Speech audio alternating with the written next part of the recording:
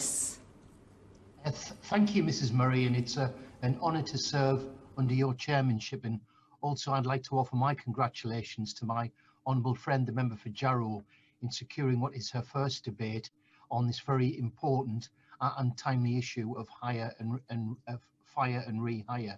It's a pleasure to follow my good and honourable friend, the member for Stockport, as always, and I would like to declare that I'm a member and chair of the Unite Parliamentary Group. And indeed, Mrs. Murray, I was heartened to see the collective action and solidarity shown yesterday during Unite the Union's Day of Action against fire and rehire.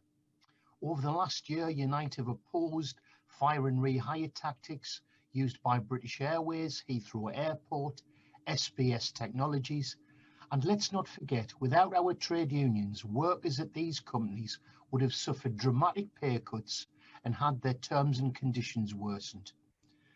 However, the best safeguard against this unacceptable behaviour, and as my honourable friend the member for Stockport said, many employers have behaved in a responsible fashion, but there have been some appalling examples of bad employers using this bully boy tactic as it's been described by the Minister, the honourable member for Sutton and Cheam. And it is within the power of the Minister and indeed the Prime Minister to outlaw this practice. I was also disappointed when the Prime Minister backtracked at Prime Minister's questions last week and refused to commit to outlawing this disgraceful practice when questioned by my honourable friend, the member for Liverpool Riverside. In fact, he didn't even acknowledge the nature of the problem.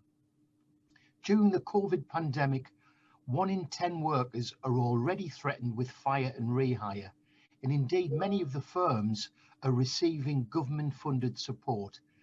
The likelihood is this is the tip of the iceberg, and with furlough ending, many more workers will face the threat of fire and rehire unless it is outlawed.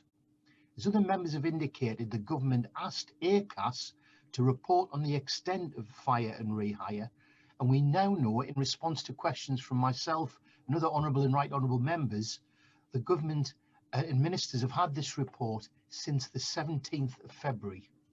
Now we need to know what's in that report, and I'd like to ask the Minister to commit to releasing the report this week before Parliament prorogues. I think the public who fund ACAS are entitled to know, and the many workers who have been in effect blackmailed are entitled to know what ACAS's view is in relation to this practice. Lots of people are watching and they want to know whose side the Minister and the Prime Minister are on. I hope the Minister will stand with honourable members here today and promise more than just condemning fire and rehire, but take action to outlaw the practice once and for all, as has happened in Ireland, Spain and France. Thank you. John McDonnell.